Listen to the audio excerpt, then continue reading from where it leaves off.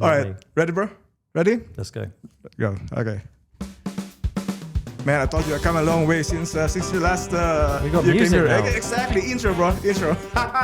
Yeah, what's up, guys? Jairus here, and welcome to another episode of Jairus Inspired Podcast. And today we are going to raise some eyebrows of some camera enthusiasts, because we are going to talk about the heated debate, Canon versus Sony, right? Woo! There you go.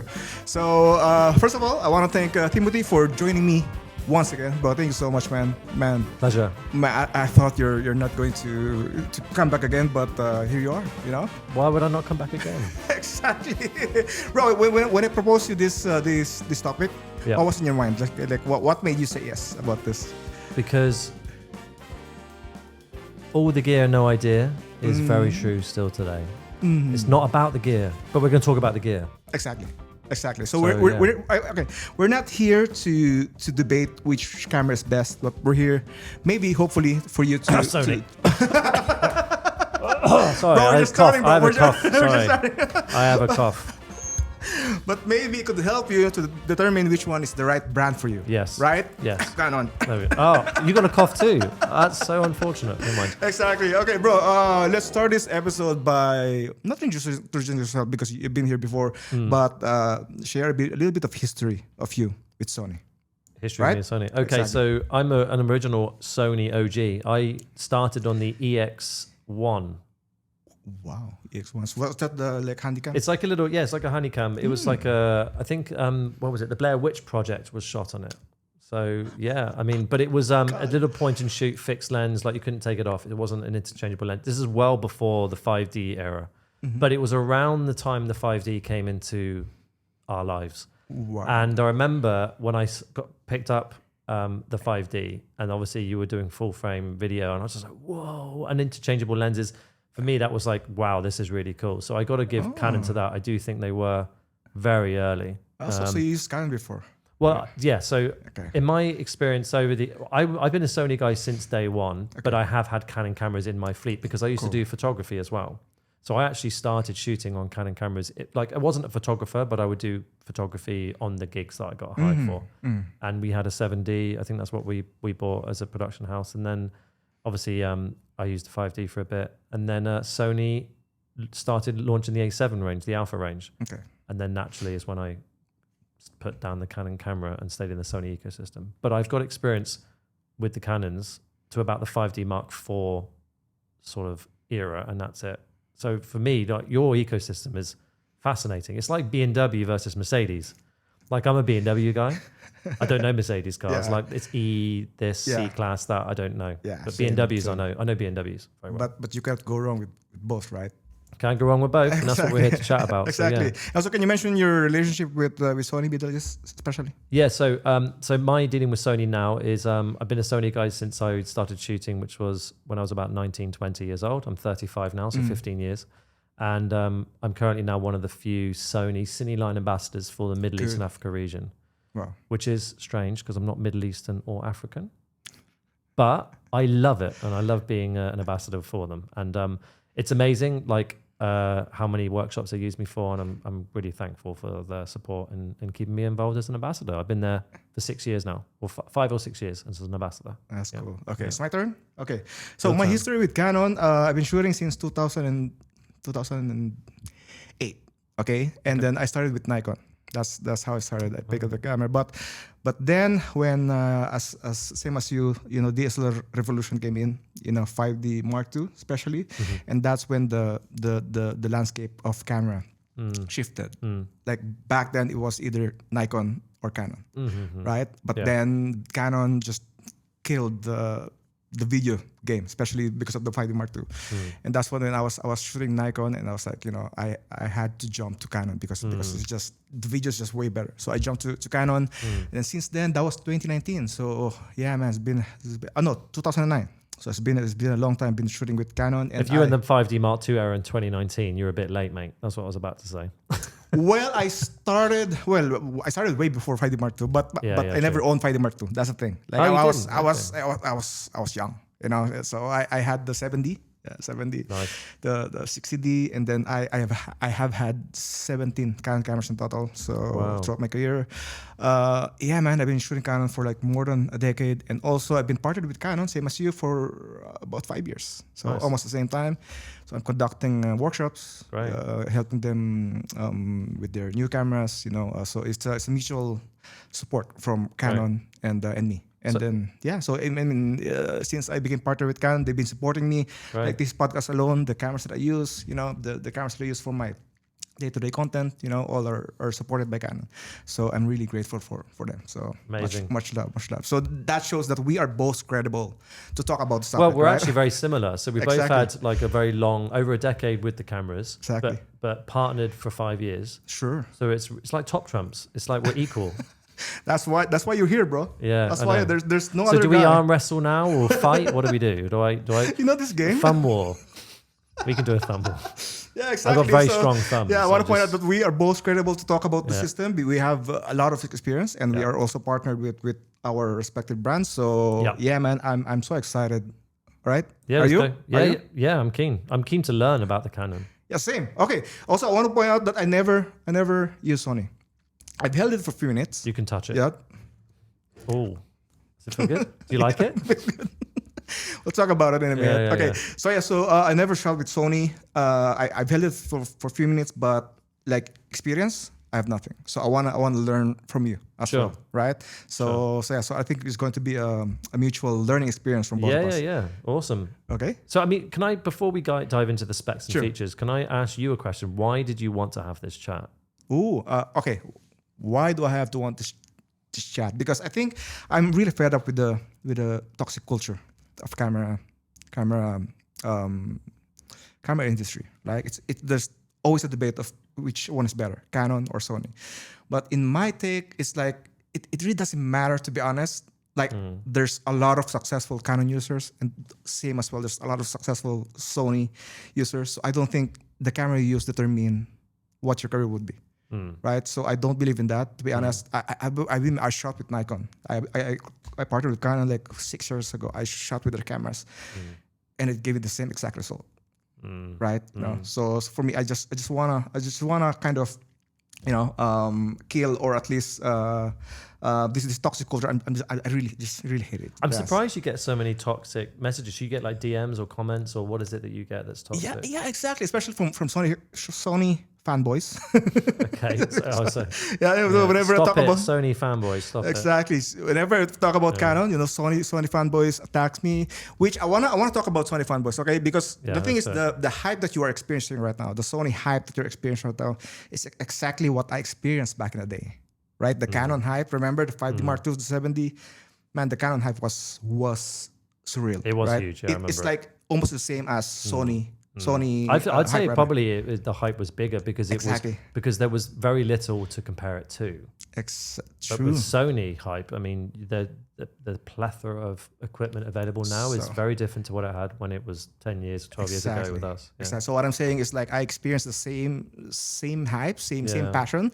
So back then I was a Canon fanboy, and I was also ranting to different camera users. So for me, I've been there. So for me, I feel like I'm matured enough to to let it go. For me, I just don't take offense out of them. But of course I want them to realize that camera is just a tool, right? So at the end of the day, camera is just a tool. I agree. I call them spanners. They're all spanners and they all do the job of undoing the bolts. Exactly. They're just tools. True. Okay, team, let's start this by, I think we're going to go back and forth between what we love about our systems, right? Sure. So back and forth. And then Sure. we can disagree. You can object, you can correct, whatever. Sure. So yeah, man. Let's do it. The floor is yours. You're the guest. Go Okay. for it first, yeah?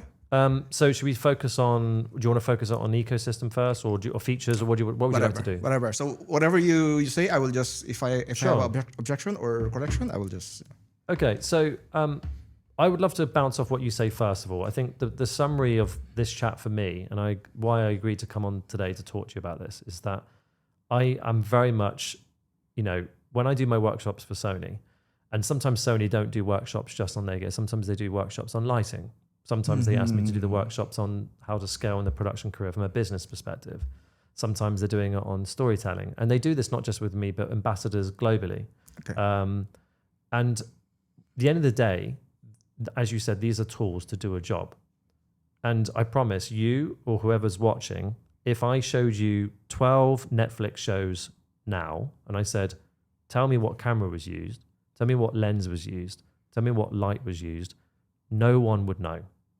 Exactly. So let's just, first of all, set the stage is that. However, for me, I'm obviously pro Sony, you're pro Canon, and it's because of how the tools work with our ecosystem, how we use it as a, how quick does it make us? Like, how easy is it to use? What's the sort of investment behind it? And I think the nitty gritty information is important for you to decide what brand to go with. But in the end of the day, if you can use it well, you can use anything well. And the skill set should always supersede the gear. That's basically what I want to say.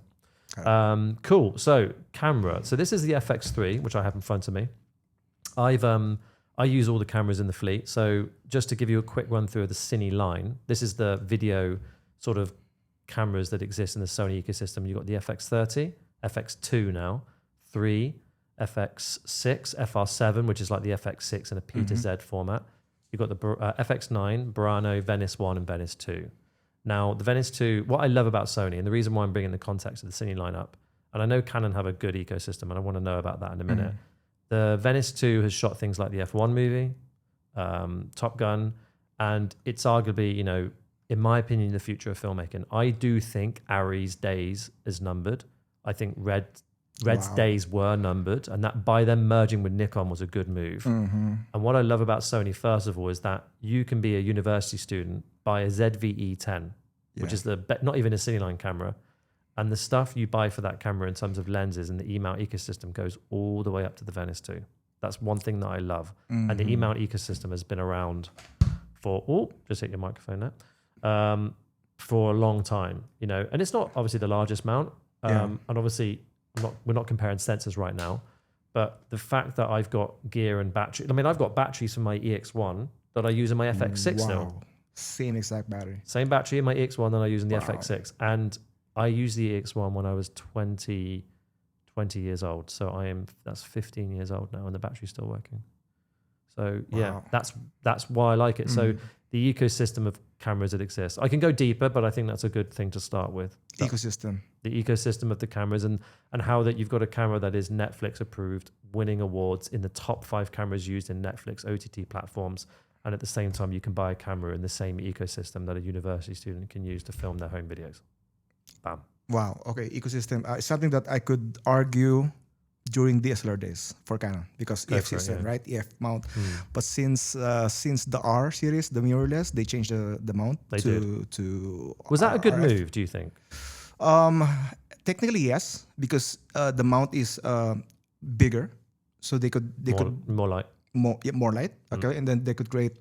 They have like smaller lenses, wide aperture, smaller lenses. So technically yes, but when we talk about ecosystem, that like of course it took a hit because all of a sudden I cannot use my previous lenses without an adapter. Does that matter? Not really, but if you're talking about I found it when balancing. Like so it doesn't feel well. Balancing like on a gimbal. Exactly, gimbal or holding it like you have a chunky glass and then there's a adapter in between and then your small mirrorless camera. So that's why I made a decision to convert all my lenses to RF. Right. So in terms of ecosystem, of course now they have this new mount. But what I can say about Canon first, is it my turn? You're done, right? Yeah. There's no turns. You just go exactly. and I go. Okay. So my turn. I think Canon is a better hybrid camera. If you are doing photo first. If you're a photographer first, then doing video on the side or filmmaking, Canon is a better camera. Wicked. Yes, because until now they still don't have a professional like a video camera first type of cine camera, like FX3 or FX. So the FX3 has a photo mode, but it's not a mechanical shutter, and it is a 12 megapixel sensor. Yeah. So do you know what? I would completely agree with you that the Cine again, I'm not going to talk about the A7 range. I'm only going to talk about the Cine line here. Yeah. So it's because it's what I'm versed with. Until the FX2 came along, all the cameras are always geared towards video. You know, Sure. FX30 does do photos, the FX3 does do photos, and then all the other cameras do not do photos. So like the FX, you're not going to use the FX6 as a photo camera; it's a video camera. Exactly. But the FX2 now has obviously introduced a photo camera with a mechanical shutter, and that's also a hybrid. So that's the first hybrid video camera that I think Sony have made in the Cine line.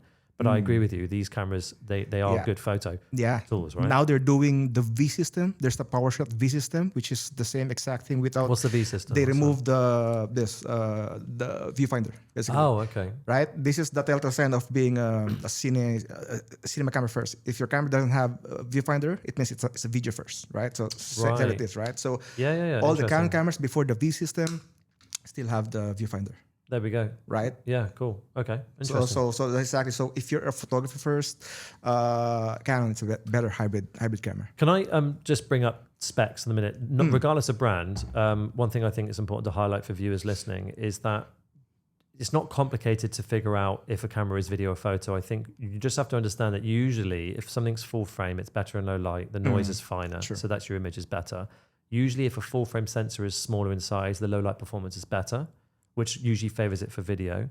The larger the sensor means you've got high resolution images, more geared towards photo.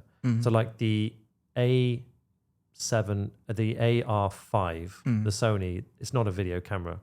It's a photo camera. It does do 8K video. Okay. And I don't mean to put Sony down here, but the rolling shutter on it is not usable at 8K.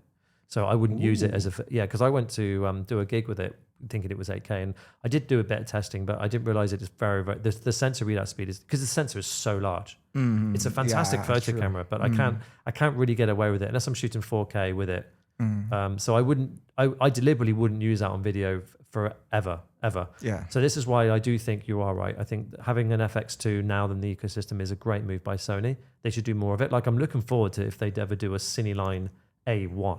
I'm so excited to see if they do something like that, or a Cineline A9 Mark III, because that's a global shutter. That would be awesome. So there's loads of gaps still, I think, in the Sony ecosystem. So I think it's fair for us to say some brands are stronger. And I think in this particular comment where you said Canon cameras are photo first, the majority for video. Yes. I think that's true. Yeah. Now they're changing the mindset. V cameras. They released the PowerShot V, R5V. Okay, but it's still a beginner's camera. It's a very small camera. Okay. But that's the starting point, right? You know, so in the future, hopefully in the near future, 2-3 years, they would release the like a full frame body with that system. So yeah, true. Hopefully, Cool. yeah. Awesome. Okay, your turn. One thing I would say is the photo hybrid. I forgot to mention the FX2 is basically a rehoused A7 IV. So I guess that's the hybrid if Sony exists. But again, I would say as a professional filmmaker, I wouldn't use an A7 IV. And this is the reason why I think the FX2 exists. Can I talk about the FX2 for a little bit? Sure. Everyone's given the FX2 a bit of hate at the minute, and it's confusing me because Was that the one with the viewfinder awkward at the back? Oh yeah. And they're like, it's an A7 IV rehouse. Okay. We're like, yes, perfect, which is what we needed, because the A7 IV, because obviously it's not Cineline geared, it doesn't have the cooling fans, doesn't have the tally lights, doesn't have the ergonomic benefits of the cageless design. It's not geared to be a tool. It's more like a professional toy. And this is how I distinguish between the Cineline and the other cameras. Is I think the Cinelines are tools for freelancers, production houses, or people looking to take their trade or their photography or videography very serious. So this is why the FX2 is a fantastic camera in that respect. Plus, you've got an amazing menu system on the back that's like the Venice. Okay. You've got improved AI autofocus capabilities in it. The focusing on these cameras are incredibly good. So, and this is why the FX2 really does have a place in the Cineline, and I think it's fantastic that they leveraged the technology they had in the A7 IV and introduced it into the FX2. So that's why I think that camera is really good. Yeah. I have a question about what you just said. What are your thoughts about the professional cinema cameras that going full frame? Because back then, 35 millimeter, right, or crop sensor, right? Back then, that's the standard. Yeah. But now, a lot of professional cinema cameras going full frame. So, what are your thoughts about it? Well, technology is becoming easier to produce now and cheaper. So, full frame was a bit harder to produce a few years ago in a Cineline thing. Super 35 is not dead. I think it's got a place, and I still shoot with the FX30. I shoot Super 35 quite a lot. And also, if you're entering the market, regardless of brand, guys, if your budget's a little bit tight, I would recommend sometimes getting like an FX30 or a Super 35 camera first, because your lenses are cheaper, That's and you can do more. Like, you can be more equipped to do a job with a variety of focal lenses by different lenses. You can get some primes, some zooms, and the camera for the price of maybe one full frame camera. And this is why, like, sometimes it is about stepping stones. And Super 35 cameras are absolutely fine. They have their drawbacks, but advantages as well. Yeah, but also there's like distinct look of Super 35. Of course, they do look. Yeah. Yeah. I think the biggest contribution, I think, is the full frame look is a benefit. The depth of field is obviously better. The field of view is better, and the noise is finer. And that's the reason why, I'll answer your question that way, cinema cameras, I think, needed to go full frame. Because you want them to be better low light performing. Like, look at the Creator. So the feature film, the Creator, was shot on this camera. Yeah, that movie. Yeah, and that was screened in IMAX cinemas, and this is a 12 megapixel sensor, so not even true 4K. Yeah, this is technically a 3K image, but it was used and picked because of its low light performance. This is still, in my opinion, the low light king that exists at the minute in the market in terms of low light performance, and it's nearly 6 years old now. Wow. So this is an old camera. You know? People say when the FX3 Mark II is coming. I don't think it is coming. I don't think it needs to come. I think we've got other cameras in the fleet that are coming that are more exciting. But I mean, this camera is holding its place very well, I think, in the market. I think it's probably the Sony's best selling camera they've ever made. Yeah. I don't know the stats, but I wouldn't be surprised if it is. Okay, cool. Okay, you're next? Yeah, but you asked about the cinema cameras. So before I maybe continue talking, I'd love to know a bit about what the cinema range is for the... Can you tell me about the ecosystem of Canon? So what is the is there like a video version of the Cine line for Canon, or are they all photo / video cameras? Yeah. See, I mean, my filmmaking days are far gone. Yeah, I started filmmaking for so many years. But I mean, in my experience, I have the C300, which is filming right now, C300, C100. But not recent cameras, I think they have the C80, which is the predecessor of C70, and they have of course the C400. But technical details I can't really share so much. It's not my expertise these days. But back in the day, if you ask me about C300, C200, C100, I have a lot of knowledge. But these days, like it's not my expertise. I've used a C300 a bit. Yeah, I've used that. I've not used any of the cinema Canon cameras though. So because you're very photo, I'm very video. Yeah. So this is how we're a little bit different. Now they are incorporating cinema to their mirrorless camera. Like there's the R5, okay, and then they released the R5C, Canon R5C, which is the same exact camera. No viewfinder. There's still viewfinder, but there's a fan at the back. Cool. So this is why, again, the Cine line is needed. The fan is you don't pay attention to it, but try doing a 20-minute interview outdoors with a non-fan camera. Exactly. So that R5C has a fan, and the menu is exactly the same as the Canon cinema line. So it's basically like a cinema line baked into an R5 body. Cool. So that's the R5C. But then let's talk about overheating, which is that's what I like about this camera.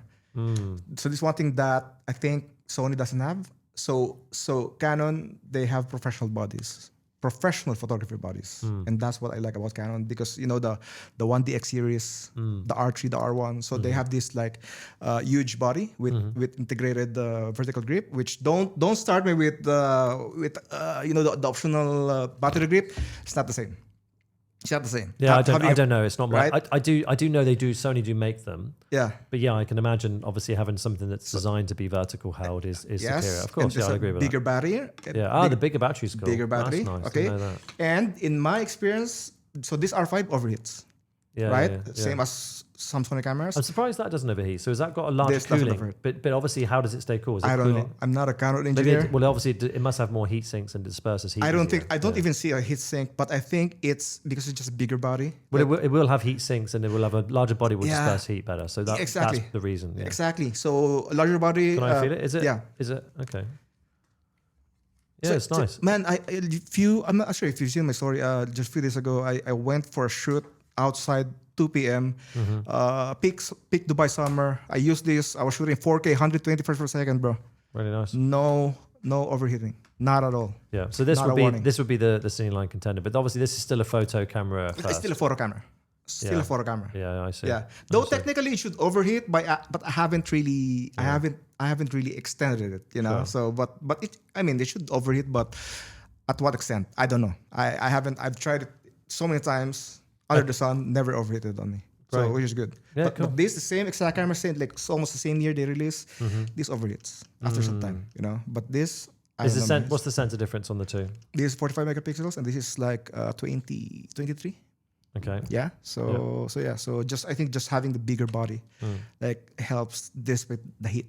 Like, you know, so I think that's again another camera engineer. So, but it just makes sense, right? And what's the recording specs, video recording specs of these cameras? What do they give you? This is 4K, 120 frames per second, but it could shoot 6K up to 6K, maybe 24, 25. I don't know. Okay, cool. But this is 8K because this has Just 45 shoot megapixels. It's like same as the Sony R5. Or five or A1 or something. Yeah. Yeah. What's the flagship camera at the minute for the Canon? Well, it depends which for a sports shooter it's the Canon R1. Yeah, so that's the 1D replacement. Yes, so Okay. it replaced this camera, Yeah. and then the R5 Mark II. Mark II. That's the Okay, R5. So Mark the R5 is the top. Yes, for I think for this size camera, but professional camera, R1. See, I would say that I don't think, I mean, apart from the Venice, of course, you don't, when you're looking at the ecosystem, all the cameras, there is no top. They're all got different production uses.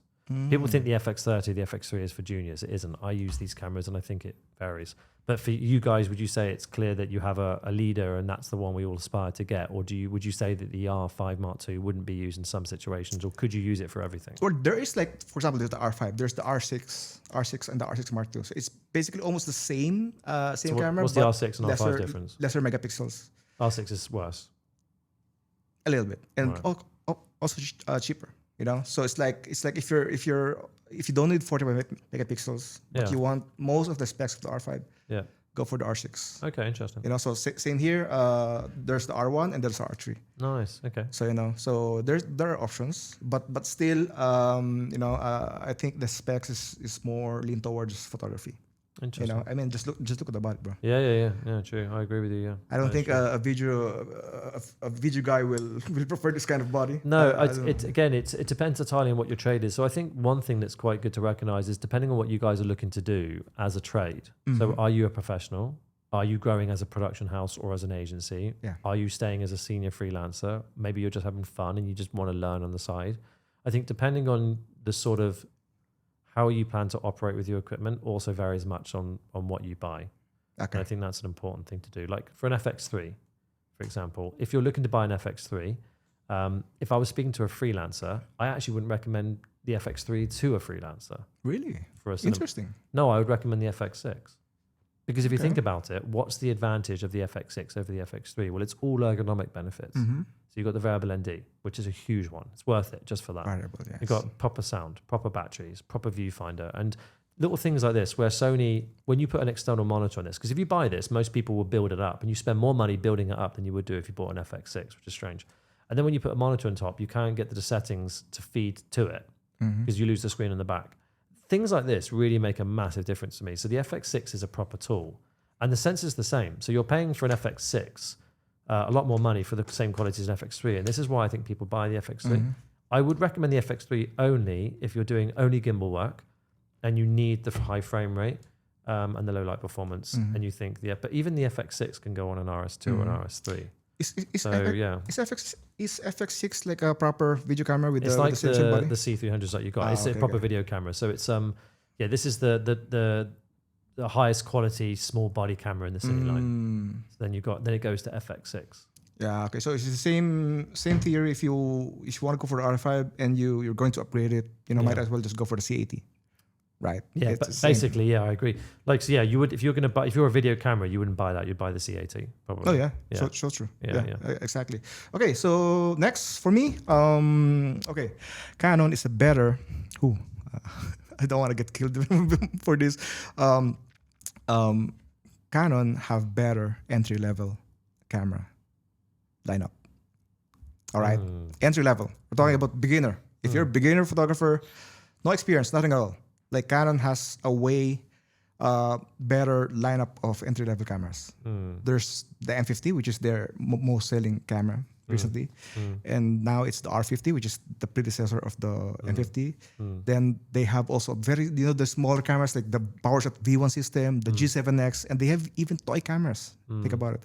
And also on top of that, they have the DSLR lineup, right? They have DSLR lineup, and then you could get a very professional DSLR body for a fraction of the original price. Now, yeah, you're not these Right? the digital SLR bodies that kind of made up. They're very well built. If you are a beginner and you want to make your money worth and you want to get the most out of your money, you could go with Canon. Yeah, goodbye 5D Mark IV, Mark III. Exactly. Yeah. Imagine a beginner buying a 5D Mark IV. Yeah. Good. Yeah, Right? amazing. So but because it's still, even on a bill, if you were doing a shoot for a billboard and you use the 5D Mark IV, you don't need to have something ridiculously large. People can't tell the difference. Exactly. So for talking about the beginning entry cameras, I know Sony have a really, really good level of cameras for juniors as well. So I don't know if your statement's true. But the problem is I think you're seeing it from perspective of a Canon user. Okay, yeah. You're not a Sony user. Sure. I also can't comment whether Sony's better. So I won't agree with you that Canon's better, but I wouldn't say that Sony's better either. Because this is the reason why I think the disconnect with the brands is that there's no way to tell in the end product. Yeah. So I think maybe let's level the playing field again. There's no way to say one camera is better than this, better than that. I think it depends on what you do and how you use it.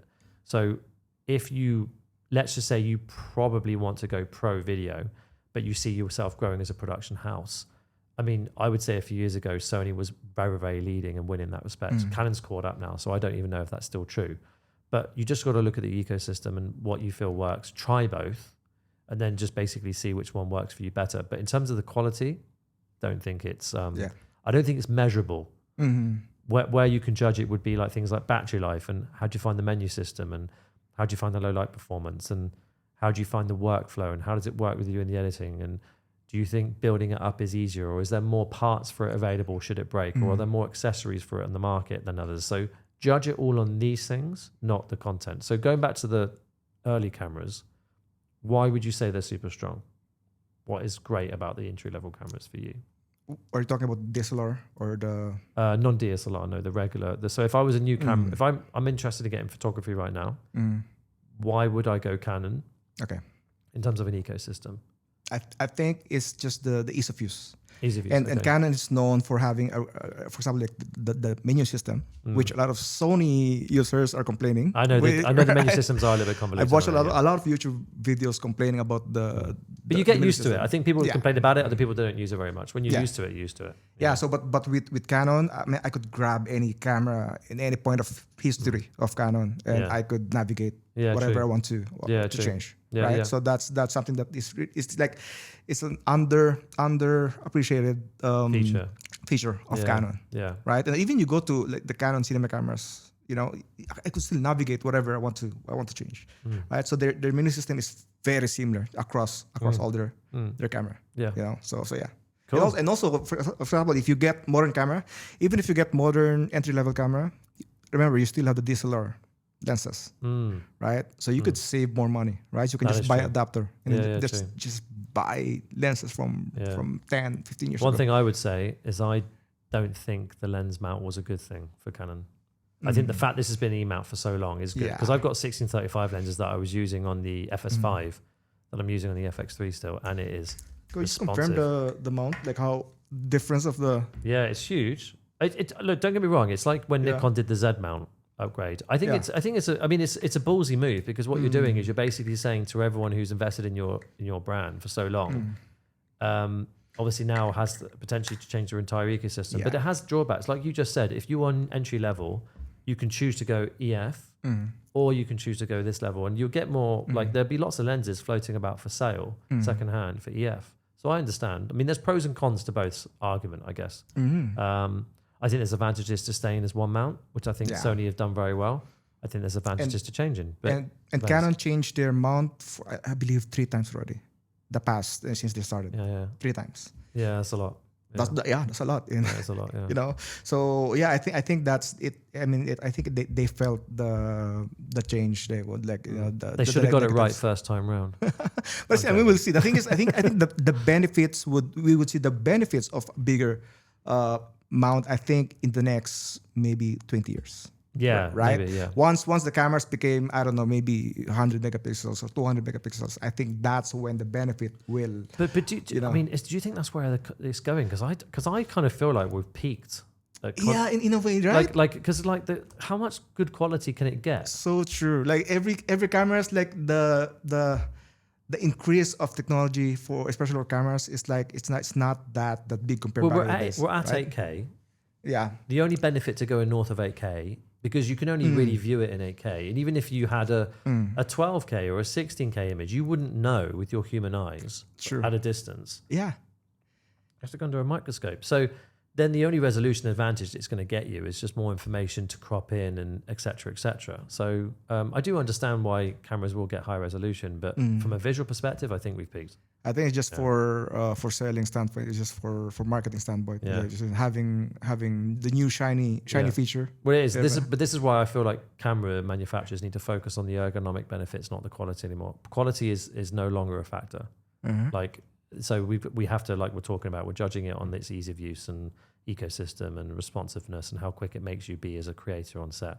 Because if you save time on set, it's more time with the client, it's more time in prep, it's more time on art department, it's more time on getting more shots. Okay. Which improves the edit and everything. It's like if you can be quicker with a camera, you can get 100 more photos, which could make or break the client's, oh wow, you got that image. Oh wow, you were there. Oh wow, you got this. And by you being a quicker shooter means you're more valuable. And I think that's the most important thing. Yeah, so true. Okay, your turn. Are you going to talk about color science or? Yeah, so the Sony Cineline, the color science is derived from the Venice, which is the flagship cinema camera that Sony have. The Venice is a very, very decent color science. So in terms of the video, superior in terms of capturing a wide range of colors.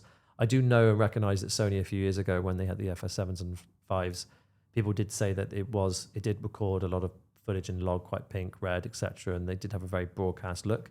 I think they've fixed that now. And I think the information that Sony gives you, especially with something like the Burano or the Venice or the Venice 2, you have this XOCN codec, which is basically Sony's RAW. And if you're doing a high-end commercial work, using the XOCN means that you have an abysmal amount of information to change in your color grading and workflow. And it's very light on the computer, processing power-wise. I mean, you can use a very off-the-shelf basic MacBook Pro to edit an 8K timeline, edit the 8K footage. And I think that's pretty amazing. I mean, I've worked with Red Raw, Arri Raw, and like they're very heavy files, and you need a decent machine to work with it. With Sony, you haven't. So I think, the color science and the codecs and the way Sony invest their energy into their sensors, because they are a sensor company. Yeah. Sony actually are very, very known for sensors. I mean, in fact, they make the sensors for the Hasselblad. So the Hasselblad sensor is a Sony sensor, you know, and they make the sensors in the iPhones, et cetera, et cetera. So we have to recognize that I think Sony are really, really good at that. I do know, though, your argument. I know what you're about to say. People favor the colors in Canon. That's what you're about to say. Okay. So, exactly. That's exactly what I'm going to say. So Canon has a better color science if you're just looking for a standard color. Like if you're not planning to do any crazy color grading. Yeah, I agree with advanced color grading. If you just want your reds to be reds, blues to be blues, I think Canon is just it represents color way better than any camera. Images that come out of the cameras are really nice. Right? Which is the thing. That's whenever I see, it's funny because whenever I see a footage on my phone or whatever, like I know if it's shot with Canon. Like I know my Canon colors. Right, you know, I know if this looks very standard, I know it's Canon, right? If it's like a very a lot of color grading, most likely it's Sony, right? So if you're intending to just take a video and not do a lot of color grading, I think Canon is a better choice for you. Yeah, no, true. Right? I mean, but also it'd be nice to see a side by side, wouldn't it? If you took if you took the flagship and you took the A1 Mark II, took a photo of the same, it would be really cool to see. I mean, I'm sure there's YouTube creators that have done it. I mean, if you really trying to, you could match the look, right? And this is what I mean, going back to the quality conversation. I mean, you can really look at it as like if you're comparing apples for apples. I mean, even what I say about the color science of the Venice, I think if I showed the majority of people a C80 in a Venice or like an FX30 in a Venice or maybe the R5 and the FX3, it would be so hard for some people to tell. Yeah, It so really true. would. Again, Yeah. it's color science is subjective. That's what I'm trying to say, right? Super. Yeah. Yeah. But I mean, I think try it. Try before you buy. Try both. Be open to using both. And the more you know about each other's cameras and the ecosystem, it means that you just can create the tool that's right for you. I think that's the sort of the message. Okay. You know, yeah. Okay, bro. I want to do a little bit of hot take. Hot take, not brand specifically. Okay. This kind of pisses me off. Okay. I don't understand why this camera generation decided to have different cards. Yeah. I don't get it. We've got Guys, back in the day, it's either SD card or CF card, standard. What's CF, that? Is that a CFX Type, Type B? B. It's Type A. Type A. And I think Nikon uses XQD, whatever. XQD, yeah. I don't understand, to be honest. Like, why can't we just have? Why can't we have just an agreement of what memory cards to use? I know. Yeah, It's- it's like it's the a USB. bummer. It's like the Apple Lightning USB-C battle, isn't it? Exactly, right? Good question. I mean, the Type B is used in the Burano. So Also, they realize the Type B is better. Yeah, well, no, but I'm not going to. Faster. No, but it's a better card, Faster, I think. yeah. I mean, it's a replacement to the XQD sort of form Exactly. factor. Exactly.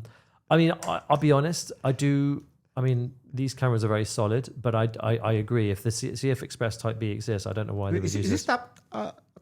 Type A. No way. But the FX3, I don't know if you can do this with your camera. This is an advantage to Sony guys. Is you can use SD cards Same, as well. Oh, you can. yeah, same. Oh, I thought we had that. Yeah, but I mean, for me, I Redraw. wish they just put both CF Express, because if you're buying a professional body, Yeah. might as well have two professional. Don't cards, chimp on media right? though. Don't cheap on media, guys. Make sure you invest True. properly. You know. So if you do buy like this camera and you buy an SD card, I mean, buy the Sony Tough, but I would always favor the CF Express because it's going to open up the ability to use it at high frame rates and it's more stable. There's nothing worse than if you're a professional to go on set with a crappy media card, then it fell on you. my God. You basically just say goodbye to all your reputation, client using you again. You've got to return the money, reshoot again. It's just not worth it for a few hundred dollars more. Man, Just get I the proper card. experienced those cheap, unbranded cards back in the day, and it failed on me, and then I will never go back. And cards are very cheap these days, right? Even the CF Express, they've gone cheaper, bro. These are, yeah. I mean, the more money, the Sony Tough cards, I'm not gonna give They're Sony expensive, one. yeah. They are expensive. I'm not gonna give Sony that one. But These are very But expensive. they've gone cheaper compared to like 5 years. The other 5 years brands ago, are. right? There are some aftermarket brands that are good. Why are they expensive though? Tough. Don't know. I mean, the build quality. I'm an ambassador and I love Sony to bits, but they don't Yeah. do everything right. I've got to admit that. So yeah, the Tough cards are expensive. Yeah. Okay. Yeah. Okay. But the Tough SF cards or SD cards, they're good. The Type B cards are obviously expensive, but no, they're also good as well. So yeah, so no. Yeah. Okay. Another hot tip, bro. I just want to point this out because gone are the days. I mean, again, I mentioned earlier, man, back in the day, in my experience when I started, I'm not sure if you're shooting that long enough. Back in the day, again, it's either Nikon or Canon. Like whenever there's a meetup or an event, I mean, you see Canon or Nikon. That's it, right? And then eventually it moved to Canon. Canon became the king of the industry.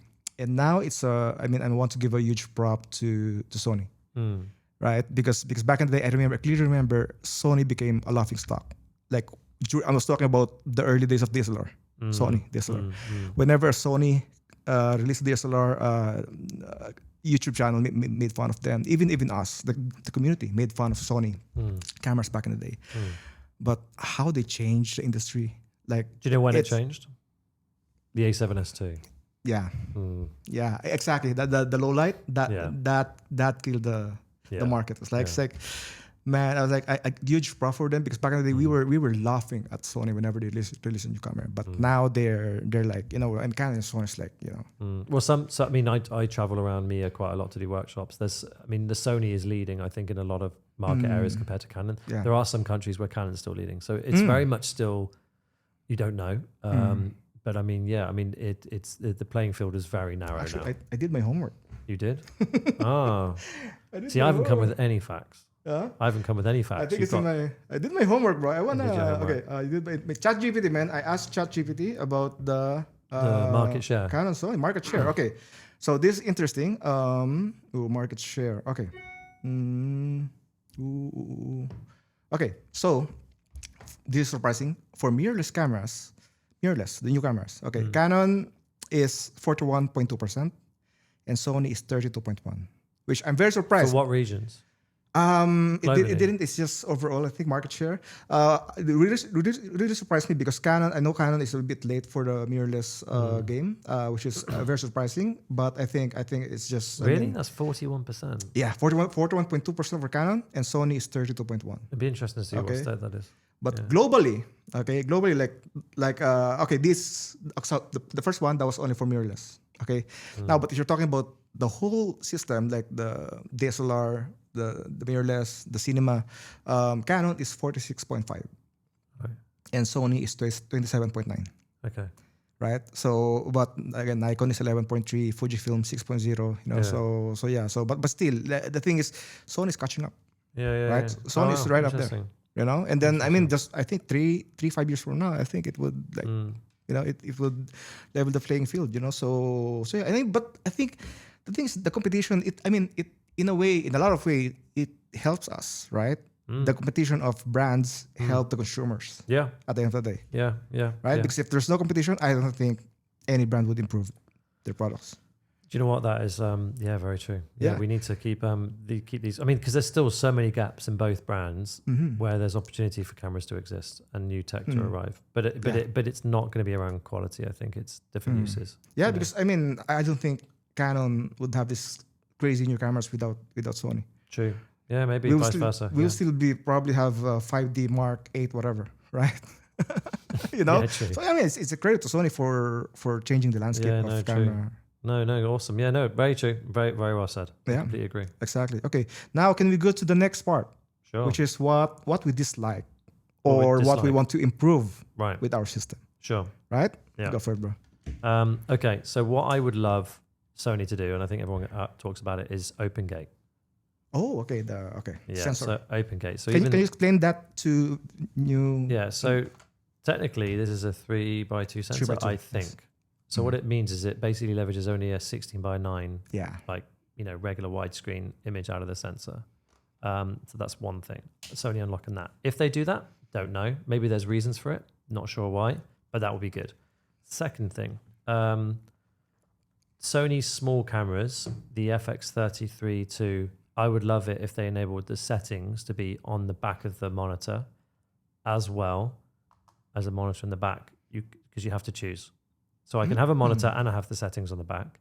But if I decide to display settings on the big monitor, I lose my visual on the back. No way, bro. But only for the 32 and the 3. I don't know if the 2 does it, actually. I haven't checked. But the 3 and the 30 doesn't allow it. Bro, I've been doing this since the 5D days. 5D. Yeah, that's annoying. Because what it does is, like, for example, you can't touch screen on a monitor, an external monitor. If you have something like a port keys, it's a bit different. Exactly. But if I want to have like a small HD monitor and I want my settings, I want to see like if I'm recording and I want to see like all my my media and audio levels, etc. But I still want to touch the screen to leverage the touch focus sometimes. Yeah. So that's a big one.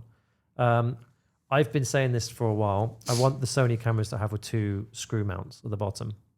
Now they've done that with the FX2 finally. Yeah. So it means that you can make do and lose the cage if you want. I don't know if you still would, but like anyone who's like built up a big camera, if you have one screw tripod plate and you move the camera slightly, it comes loose. Exactly. So that's not a professional tool. So but they fix that now. But did you also have the screw on the side? Yeah, we do. Yeah. So like for this for example, I've got a screw at the base and I've got 2 screws on the side. So the cage is sorted, but it means I have to put a cage on to leverage a proper mount on the base. So that's one. What else would I improve? I mean, I would love it if they got some slightly higher resolution recordings in the smaller cameras, because obviously these are like the FX30 is a 6K sensor, but it downsamples to 4K. But I mean, I understand why they do that, because that's technically correct. Because a 6K sensor can't give you 6K, or a 4K sensor can't give you 4K technically. Yeah. Because of the Bayer sensor rule. So that's another one. And I think that's it. I mean, the menu system, I'm used to it. I know people want it easier to navigate. Yeah. So I think I will say that for the people, because I know that's a concern, but I'm fine with it. What else? I think that's it, really. I mean,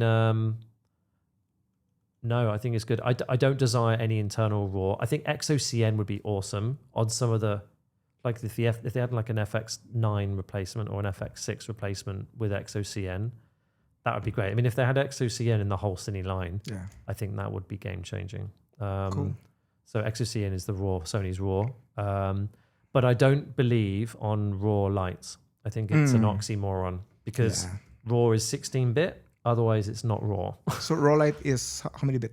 I think, well, I mean, there's no RAW light in this, but I know some other brands. Canon I has think, is it 12-bit or 14-bit? I don't know. I don't use raw.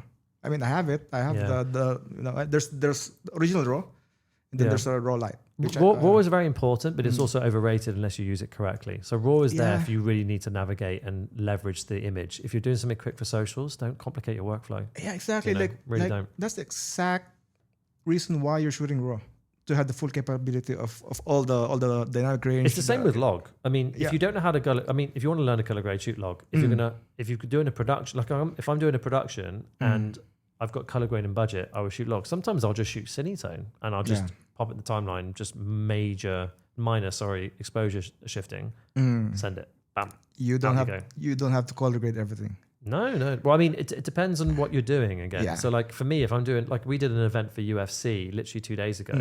We were shooting like cinetone, get it out quickly as possible. But with the log, you obviously benefit the full high and low base ISO Okay. on these cameras. So again, the advice is got shades of gray. It's not this or this, but you just have to use the different. Okay, so tools. I got this question just now. So what are your take on because the thing is, for me, my gripe for like a lot of beginner filmmakers, like they focus so much time for learning color grading, which I believe it shouldn't be one of the few things to do. Like I don't think it's as important as understanding your camera, your framing, your audio, right? Composition, storytelling. I think there's so many more important aspect of filmmaking before you jump into color grading. And I see a lot of beginner filmmakers that they jump straight to color grading without even going through audio to storytelling to, you know, it's like, that's my gripe. Like don't jump right away to color grading. There's far more important aspect of filmmaking. Right? So what's your take on that? I think what you've said is really interesting. I'm going to level it up. Okay, so I run a community, and I've mentioned this before in our last podcast, called Financially Free Filmmakers. It's a private community group which I manage, and I recruit like a handful of filmmakers to join it each year. You may see adverts online. Apologies, because it's everywhere. Everyone sees my adverts. But I would argue that depending on what you want to do dictates what you should learn. So if you're looking to become very good at color grading, learn color grading. If you want to become a good DP, then I would say yes, composition, learning to use your camera and lighting is more important. If you want to become a really good editor, then editing is important. Yeah. I think if you're looking to treat this as a job, the most important thing is, yes, the competency around you shooting, but the business is the most important thing. There you go. So I think what you say is true, what I say is true, but it depends on what you want to be doing. So if you want to become a very, very good creator, and that's how you get your jollies, and you prioritize that above becoming financially stable, then focus on what skill set you want to learn. There's no right or wrong. And I say this to people in my workshops when I talk about Triple F. You're either doing a hobby that pays you, or you're running a business, and you have to decide which direction you're doing. And for me, I'm running a business. I love Sony, but they are tools, and they are there to make money for me. And I want them to be as easy to use and as high as quality without me spending unnecessary expense as possible. And they do that. So for me, that's why I'm pro Sony. But so this is why I like color grading this, that. I don't get lost in it. Like I admit I'm a good editor, but I put the computer down and I stopped editing about 6 years ago now because it's a low value task. Like I had a student in my community the other day. His name's Kyle. He's from South Africa. Shout out to Kyle. Amazing. Love you. But he did say something to me that was quite interesting, and he'll laugh when I talk about this. He said, Tim, I really want to get a better DP. And he's in my community to make money. And he said, I want to become a really good DP. So I think I should shadow some DPs in Cape Town. How do you recommend I go about doing that? And I said to him, well, why do you want to do that? And he goes, well, I want to get really, really good. I was like, there's nothing wrong with that. But you do realize, how long do you think it would take to become a good DP? And he said, a lifetime. I was like, exactly. So are you prioritizing becoming a really good DP, or are you prioritizing running a business? And he said, no, you're right, running a business. And I said, what's the motive for becoming a good DP? And he goes, well, I want to have a better product for my client. I said, that makes sense, but you can get a bigger job that pays more, and then you can hire someone to do that.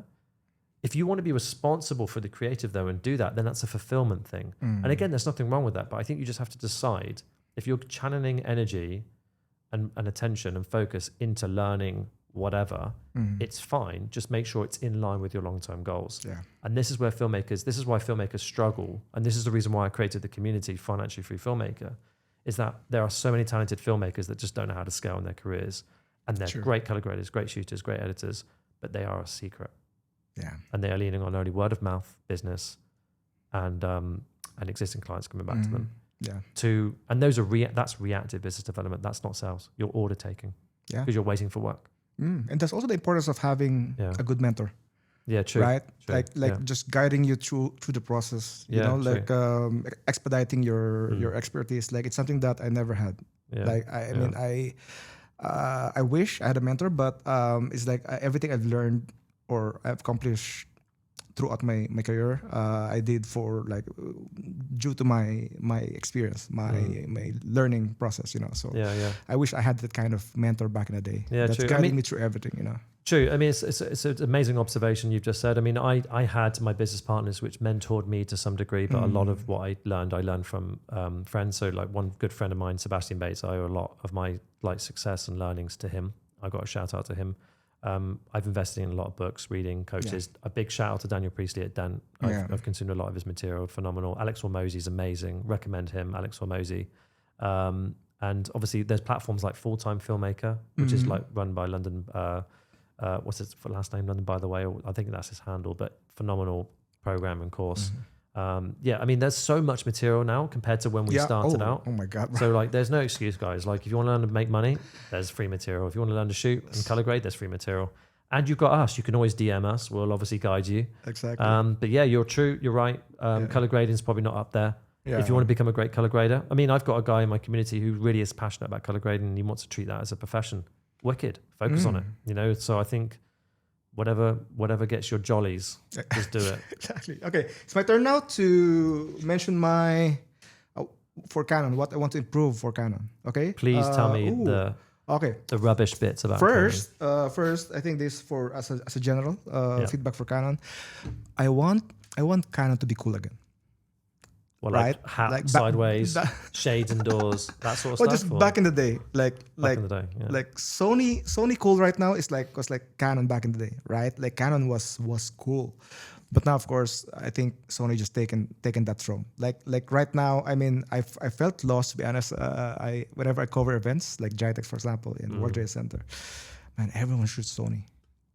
Everyone shoots Sony, you know. And then back in the day, I mean, it's either Canon or Nikon. But now, very few using Canon. And even I know a lot of Canon users are going or switching to Sony. You know, so they lost their coolness, their charm. I mean, they're still there. They're still strong. You know, especially in the professional industry. But still, I wish they go back to being cool. I don't know what camera would bring that back. I don't know, you know, but I'm really wishing for that moment. There should be one feature that should make that happen. Yeah. I don't know. I have a proposal. I have one proposal for Canon. What if you make, hey, I want you to write this down, sign a contract, like whatever, NDA, you know. I want Canon to release a vertical camera, a fully vertical camera.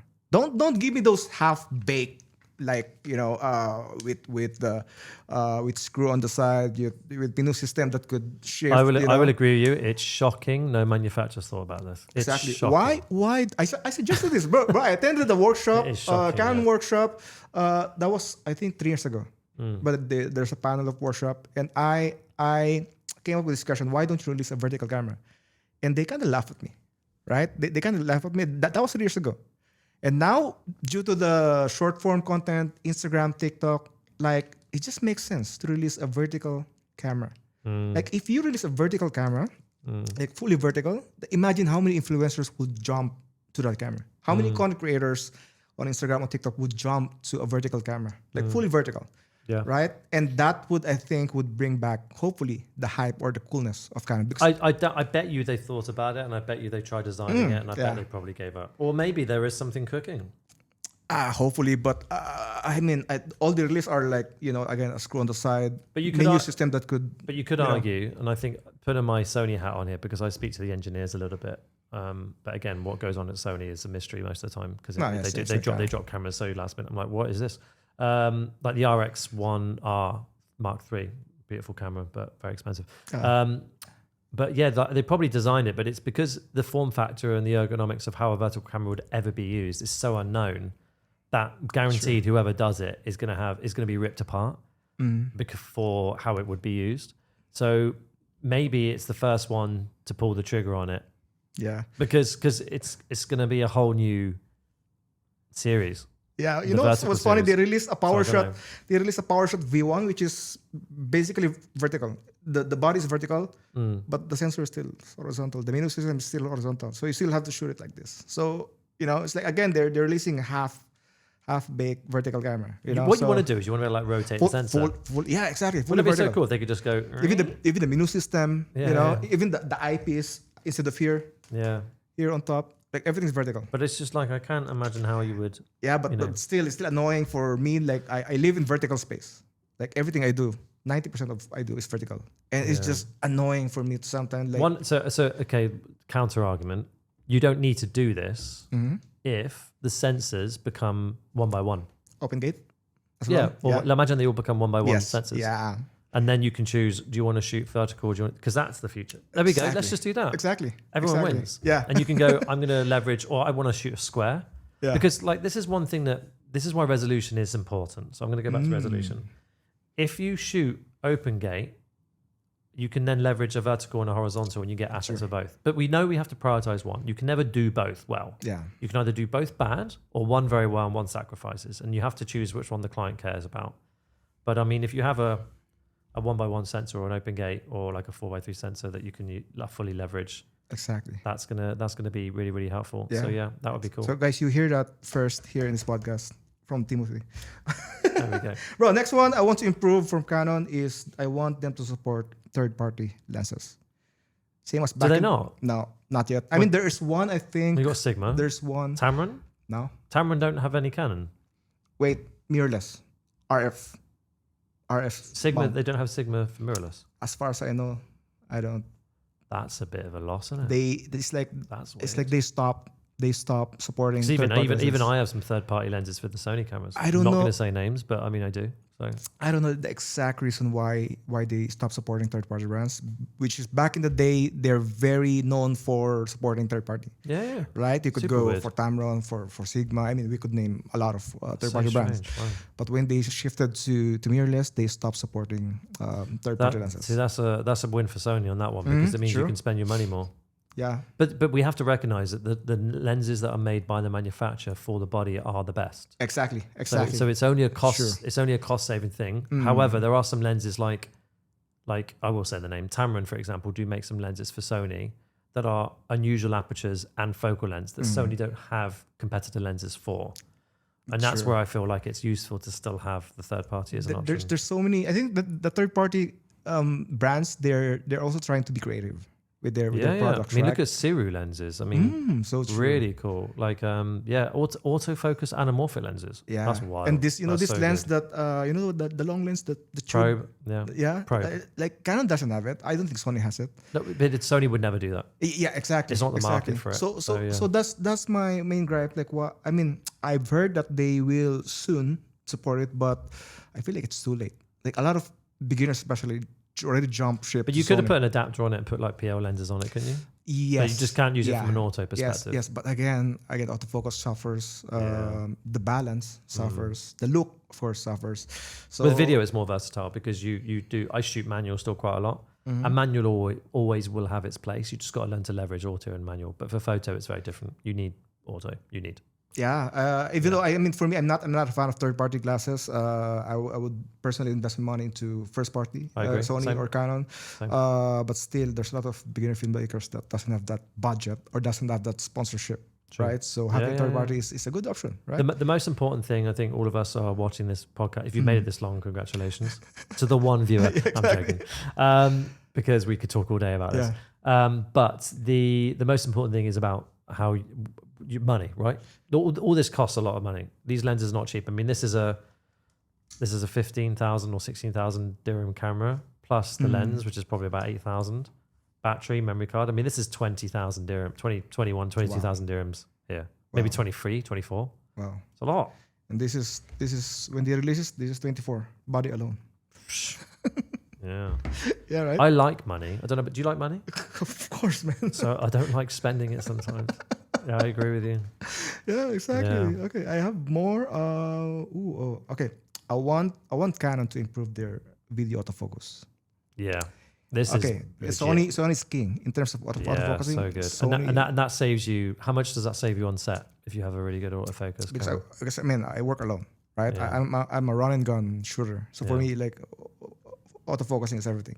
True. Right? I want a reliable autofocusing system. Like there's so many instances that with shooting with Canon that I don't know for what reason I was locked into a subject face, nothing else, no one else, just face, and all of a sudden just the camera decides to jump to the background or jump to the bottle in It'll front. get better. You know? It will get better. Yeah, it will get better. It will get better, but I mean, when that's the thing. Yeah. Like until now, these cameras, even though they're good compared to previous Canon cameras, but again, it's there are times that I just had to turn off the focusing and go back to manual. Little tip. I mean, if you're not, you shouldn't shoot interviews, in my opinion, like 1.2 or 1.4 anyway. So if you're doing an interview, do flick it into manual. I still flick these into manual, guys. I'm old same, school yeah. in that respect. Yeah. I mean, if you got someone like leading in doing this sort of stuff and you're at 1.2, you are going to get soft and stuff. Yeah. But most people are not doing this during an interview. And that's what just put it to F2 or 2.8, worse even for F4, lock it. And that's the advantage of us growing up from that generation. Yeah, we know when to use manual. Exactly. Because manual, like if I want to focus pull to something with the movement, you got to remember, I treat autofocus and manual focus, and the way I explain it is a bit like automatic and manual cars. Mm-hmm. So if you're driving on a racetrack, you enter a corner, you need to be in the correct gear sometimes before you go into it. That's what manual's like. Sometimes, because it can't proactively think what you're going to do, it can only react. So autofocus is always going to be behind our heads in terms of what we want to be doing creatively. So manual does have a place, but yeah, autofocus is getting so good now. I mean, I did a walking interview shot the other day at 1.2. So I know you shouldn't. Wow. Yeah, on a 50mm on a gimbal and an FX3, walking backwards, locked, pin sharp in the eye. Did several takes. Every take is usable. No issue. Moving around, people crossing frame, didn't go to the background at 1.2 pin sharp. Man, I wish I could, So good. say the same thing with Canon. Yeah. I mean, yeah. And okay, next, I think it's, everyone agrees low light. I want Canon to improve their low light. What is the high base and what is it like in low light? Personally, my experience, I went for a shoot one time. It was the darkest area that I shot in. I remember I had to shoot at 12,800 ISO, and I was already using 1.8 lenses, 1.8, 1.4, and I had to use 12,800 ISO. And the footage is very grainy. Like it's I don't know. For me, I don't like the result. But then there was one guy using Sony, and we both had the same scenario, same lighting environment, same lenses, But he's using Sony, and I saw the footage. I saw how clean and how sharp it is with the same ISO level. I was blown away. Really? Like for me, I was like. Why can't I have that feature? Like, crazy. Why can't we have that in Canon? I'm not sure if there's any Canon camera out there with the same like dual ISO or whatever. So it's like, they'll get there as well. Well, I don't know. Yeah. I don't want to bash on Canon. I think all the brands are great. I'm a Sony guy. I love Sony, but they're all good. But you to be fair, it is fair. Like a high base ISO and good low light performance is necessary, especially for event stuff. Because like when you're on set, I would say it's less important. So if you're doing a lot of like scripted stuff, corporate interviews, and you run around with lights, maybe that's not a problem. But if you're an event videographer or photographer where you have zero control of the lighting environment, it is and that's probably why when you said you go to Jitex or when you go to events and you see people running around with Sony lenses, it's because they know they don't have control of the lighting, so they use Sony's. That's probably why. Yeah, so it's autofocus and low light are the two most important thing for running events coverage, right? Probably the most important thing for But any there's camera. still there's still a lot of field in photography that dominated by Canon. For example, like sports. A lot of Olympic shooters. I mean, just look at the footage or pictures of Sony Olympic photographers. Almost all of them are still using Canon DSLR. Okay. Why? Because of the optical viewfinder. Because this is basically video screen, right? Yeah. So there's PDF, a lag. Like all digital monitors, there's a lag, right? But DSLR cameras, it's optical. So what you see is what you get. Yeah, Exactly. It's class. So sports photographer is still like this. It'd be interesting to see if, to be honest, I don't think that's something Canon would do, but it would be nice that they could create an option where you could still have optical. Ooh, interesting. Maybe. Yeah, actually, I missed that. That'd be quite optical. cool. Yeah, And I agree, even for Sony, they should do that. yeah, Because I agree, optical is. yeah. So true, right? Yeah, I That'd be mean, yeah, it's good to see like whatever is in you see in the environment is what you see on your camera. I think that's I there agree. are a lot of advantages. I agree. Or there's maybe it's good flip switch, or I don't know if that's even possible. Like, But you could argue that if you're seeing optical, you're not seeing what the camera sees. You're seeing what you see. but So there's then a monitor. Yeah, it is. But then you're like, yeah, exactly. So I don't know. There's pros and cons to it. Exactly. Okay, so bro, let's end this podcast with this question. I'm not sure if you're prepared with this question. Okay, like, do you ever see yourself switching to any other brand in the near future or the far future? No. Yeah. No. And I'm not digging my heels in. It's just I've got no reason to. Yeah, it's just It's not even about quality and stuff. It's just, what's the point? I've invested so much. And this is why it's so important you choose your brand at the beginning, because once you're in. yeah. And if you do change, it's expensive. Yeah, because I mean, I remember switching from Nikon to Canon. Man, I had to sell everything for basically a fraction of the price. Of It's too much of an infrastructure. It's like, even like in my production house, trying to get my editors to go from Premiere to DaVinci, it's difficult. Yeah. So change is tricky. And annoyingly, filmmakers are not the richest of people. So, we still spend a lot, bro. I mean, this is a funny thing. Most of my filmmakers, though, who end up getting a load of money in the community in the first bit, they go and spend it on gear. And I'm just like, yeah, I mean, hoard it. Just put a buffer down. We earn good money, but we also spend a lot, right? Yeah, you do. Well, it's an expensive hobby, right? Yeah, exactly. For me, with the same question, I don't think I will ever see myself switching because, again, I've invested so much. No, true. Don't. So, I mean, the What's the accessories point? alone, bro. Yeah, what's the point? And also, they're supporting me. They've been supporting me for the past 5 years. Everything I do, they're supporting me. Yeah. You know, so for me, like, I don't see myself moving to any other brand, but I'm not sure in the future. It depends on. I think what would maybe change my mind in the future is business decision, right? Maybe in the future, 10, 20 years, maybe my business. And if you're doing this as a trade, everything should be a business decision. That's what I would argue. So I don't know. Maybe but as a hobbyist, it doesn't matter. Doesn't matter. So maybe I don't know. My business demands Sony or maybe Red or. You know, so maybe. But right now, everything I do, content creation, event coverage, corporate, whatever. I mean, I'm very satisfied with Canon. I mean, like I said, we've peaked with quality. Yeah. Buy it and other things. So, summary, what you just said, guys, please do your due diligence at the beginning. Do not go blindly into a brand. Don't listen to this podcast and then go buy a Sony because you think you need a light. Don't go buy a Canon because you think you like the colors more. Use them both. I think we both agree on that. Sure. Use them both. Try them for a month each. Spend the money on renting. Borrow them from friends, and use what suits you. Whatever feels right for you. Whatever feels right for you. Man, very good. So that should help the haters. Exactly, bro. Thank you so much, man. Woo. Whoa, it took us just 1 hour and 14 minutes, but I think it's 1 hour 40. It's packed of information, and I've learned so much from you, and I've learned so much about Sony, and then and Simon with Canon.